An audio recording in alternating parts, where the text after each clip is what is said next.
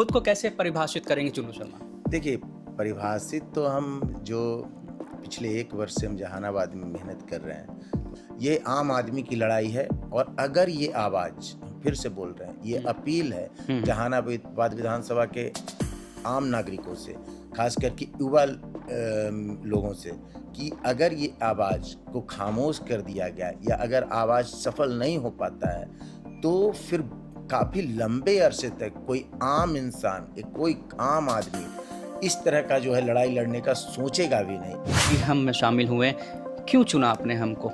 नहीं, देखिए, मदद करने का सबसे सही समय है बुरा वक्त में। अगर किसी व्यक्ति से आप प्रभावित हैं या व्यक्ति का ऋणी हैं, तो अगर उसको मदद करना है, अच्छे समय में तो लोग मदद करते ही हैं। तो हमको लगा कि राजनीतिक रूप से अब उनका बुरा वक्त ऐसा तो था नहीं, मुख्यमंत्री रहे उतना बार विधायक, उनका बुरा वक्त क्या हो सकता था? उस समय के बाद वो अपना कुछ भी नहीं बनते, तब भी वो एक सफल व्यक्तित्व थे। लेकिन हमको लगा कि इनके राजनीतिक कैरियर का ये थोड़ा टफ समय है, तो टफ समय में हम टच में आ गए। तो आप क्यों नहीं आकर्षित हुए बीजेपी या राजद से? क्योंकि देखिए, एक वक्त में हम राजद सुप्रीमो जो हैं लालू प्रसाद यादव जी, उनके करीब हुए। आप मिले हैं? हाँ, वो मेरे उस समय मिले थे हम उनके आवास पर, और वो पहला मीटिंग ही जो है बड़ा मज़ेदार रहा। हम वहाँ गए और मेरा भाई मिलवाया तो प्रणाम हुआ, लेकिन उनके बगल में उनके पीए खड़े थे और मेरे एक जान पहचान वाले वहाँ मिल गए। अच्छा। तो वो बोले, इशारा किए कि उनको भी प्रणाम करो पैर छू के। अच्छा। तो हम नहीं किए पैर छू के प्रणाम। तो लालू जी के पीए को हाँ प्रणाम करने के लिए कहा गया? हाँ, पैर छू कर। हाँ। हम हाथ से किए, तो और वो बार बार प्रेस्ट कर रहे थे। अच्छा। तो लालू प्रसाद यादव जी गुस्सा हो गए, मतलब वो खुद गुस्सा, पता नहीं चला किस बात के लिए गुस्सा। हम लोग सब गेट के बाहर चले गए। अच्छा। वो भी जो हमारे परिचित थे, जो हमको, वो भी भाग गए। और फिर एक आदमी आया और हम लोग को ले गया, हमको और मेरे भाई को बुला रहे हैं। गए तो वहाँ बहुत अच्छा मुलाकात, और मेरे भाई के बात से बहुत प्रभावित दिखे और काफ़ी अच्छा बात हुई। उसके बाद एक बार इधर से जा रहे थे गया बाई कार, तो हम अपने गांव के सामने उनको रोकने का काम किया। उन्होंने यहाँ पे नारा लगाया था, पल्या नहीं पार्लियामेंट है। और लालू प्रसाद यादव जी बहुत प्रभावित हुए थे, और दूसरा दिन शायद बंदी होना था राजद के द्वारा, तो उन्होंने कहा कि सब बंद कराओ, सब बंद कराइए, आप होगा। और हम, आपको ऐसा लगता है कि अगर आप राजद चूज करते तो आप और बड़े स्तर पर नहीं, राजद मेरे थिंक टैंक का नहीं है। देखिए, राजद का विचारधारा मेरे विचारधारा से सहमत नहीं है। वहाँ एक ही व्यक्ति और एक ही परिवार के लिए, वो जो सेम कल्चर कांग्रेस का है वो। लेकिन आप अभी बता रहे हैं जिस तरह से लालू जी से प्रभावित हुए आप, तो आपको नहीं लगा कि यहाँ जुड़ जाना चाहिए? वो इंसान व्यक्तिगत तौर पे हमको अच्छे लगे।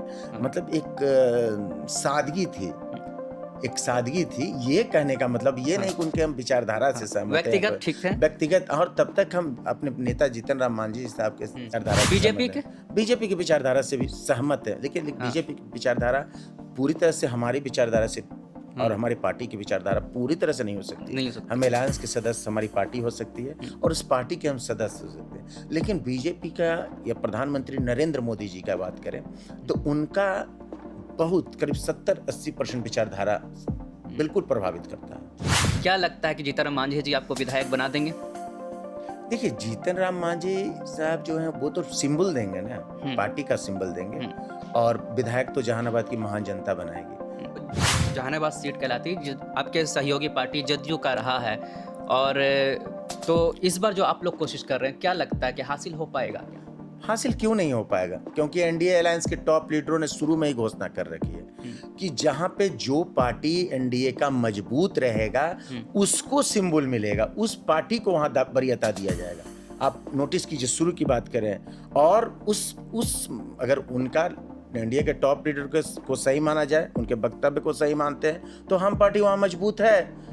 जेडीयू 2 बार से हार चुकी है और बड़े 40,000 वोट से, कब तक साथ देगा? हम चाहते हैं कि आरजेडी का टॉप लीडर तेजस्वी यादव जी आए, उनसे हमारी लड़ाई हो, और हम बता रहे हैं कि उनको हम हरा देंगे। आप हराएंगे एकदम बिल्कुल। देखिए, चुनाव लड़ने आप भीड़ तो जुटा लेते हैं, चाहे वो मखदूमपुर में कराएं चाहे जहानाबाद में, आप भीड़ तो जुटा लेते हैं, लेकिन ये भीड़ कैसे आप जुटा पाते हैं? क्या है ये बात? मूल मंत्र क्या है? मूल मंत्र भी बता रहे हैं। मूल मंत्र चुन्नू शर्मा पैसा खर्च नहीं करते, पैसे पे लोगों को नहीं बुलाते हैं। चलिए उसी पे बात कर लेते हैं। अभी इंडिया का सम्मेलन आपने कराया, आपके सहयोगी पार्टी भी थे, उस दिन क्या हुआ था, जो लगता है कि जदयू के जो प्रदेश अध्यक्ष थे उमेश कुशवाहा जी, वो नाराज हो गए। क्या लगता है कि भारी तो नहीं पड़ गया? जो आप चाह रहे थे कि हम हाईलाइट हो जाएं और एक मैसेज जाए हर पार्टी में कि चुन्नू शर्मा का दमखम है, चुन्नू शर्मा ही को ही टिकट मिलना चाहिए, ये आपका संदेश कोशिश थी पहुंचाने की, लगता है, लेकिन भारी पड़ गया क्या? नहीं नहीं, पब्लिक खुद से जय जय कर रही थी। अगर हमको जय जय करवाना होता तो हम सेटिंग करते कि जैसे ही हम मंच पे चढ़े और तुम मेरे पीछे से आना इतने संख्या में, हम चाहते तो आसानी से कर। उनके अंदर सेंटीमेंट है कि चुन्नू शर्मा को विधायक बनाओ, तो उसको आप नहीं रोक पाएंगे हुआ। लेकिन वो समर्पण मेरा था, उतनी बड़ी संख्या में मेरे लोग खड़े थे। और ये बात हमारे शायद प्रदेश जो जदयू के हैं उनको अच्छा नहीं लगा, तो वो बोल दिए जिस अंदाज में। तो हम तो उनके पार्टी के हैं नहीं कि आप हमको टिकट हम देख लेंगे, क्या देखिएगा आप हम आपके पार्टी में देख लेंगे। लेकिन समय की मांग ने हमको चुप रखा। और समय की मांग ही नहीं, हमको लगा कि इतना बड़ा नेता हमारा नाम ले रहा है, यही हमारा कम है। ये पॉजिटिव ले हाँ, लिया ये मेरा पॉजिटिव बात था। हम कहे चलिए भाई, जदयू के प्रदेश अध्यक्ष को कम से कम चुन्नू शर्मा नाम वहाँ से चिल्लाए होंगे तो नेता लोग जाने ना भाई, तो वहाँ बमक गए, कहा हुआ था चुन्नू शर्मा। तो हम कहे कि भैया बड़ी अच्छा धन्यवाद, तो वो मेरा अच्छा काम करके गया, हम उसको बुरा रूप में नहीं मानते। आप देख लीजिए जहानाबाद में जो भी लोग सक्रिय है, वो सिर्फ अपने पैसे के आकार को देखकर, पैसे का साइज को देखकर राजनीति कर रहे हैं। और हम अपने राजनीतिक जो मेहनत है उसकी आकार को देख के मेहनत कर रहे हैं। का विधायक बनने के लिए इतना जिद क्यों है? देखिए, चुन्नू शर्मा का शुरू से शौक रहा है विधानसभा में प्रतिनिधित्व करना, लोकसभा में प्रतिनिधित्व करना, या सांसद या विधानसभा के किसी भी जो भी प्रतिनिधित्व के लायक पोस्ट है उसको हम प्रतिनिधित्व करना चाहते हैं। क्योंकि चुन्नू शर्मा जब तक उन सभी जगहों पर नहीं पहुंचेगा तो हमारे समाज का, हमारे सोसाइटी का, हमारे मखदूमपुर का, हमारे जहानाबाद का आवाज, जो आवाज दबा हुआ है, जिस आवाज को सुधारने में ये समझ रहे हैं ना 50-60 वर्ष, 70 वर्ष, 75 वर्ष आजादी को हो गया है। क्या सपना आपने देखा है जहानाबाद को लेकर? जहानाबाद को लेकर अगर सपने की बात करें, वो सपना नहीं, वो हकीकत है। जहानाबाद के अप्रोच को हम बदलना चाहते हैं। प्रतिनिधित्वकर्ता कमजोर है, वहाँ का एमएलए कमजोर है। आप मानते हैं ना कि ब्लॉक में भ्रष्टाचार है? नहीं, हम नहीं मानते, क्योंकि आप आवासीय भी बनाने चाहिए तो पैसे देने पड़ेंगे आपको। तो ये पैसा, ये कौन, ये भ्रष्टाचार का जो भ्रष्टाचार का बीज है वो क्यों है? अगर है भी तो ये है भी, अगर लोगों का कहना भी है तो इसी को मॉनिटरिंग करने के लिए तो एमएलए होते हैं, विधानसभा प्रतिनिधित्व करने के लिए, कि भैया हमारे विधानसभा में कुछ गड़बड़ ना हो, हमारे ब्लॉक में आम लोगों को, जो गरीब लोग हैं, उनको किसी काम के लिए पैसा देना ना हो। अब सिर्फ खाली कह देने से, यही तो जो पब्लिक इस तरह का आरोप लगाते हैं उनसे कहते हैं कि आइए ना मिलके सारे सिस्टम को चेंज कर देंगे। सामाजिक न्याय के योद्धा आप किसे मानते हैं? जननायक कर्पूरी ठाकुर जी, लालू जी या जीतन राम मांझी जी? ये तीनों अगर ऑप्शन में नहीं है क्या? किन्हें माने? जीतन राम मांझी साहब। लालू जी नहीं? नहीं, सिर्फ जीतन राम मांझी साहब। क्या चुन्नू शर्मा की ये कोशिश है कि खुद को भूमिहार नेता के तौर पर स्थापित करने की?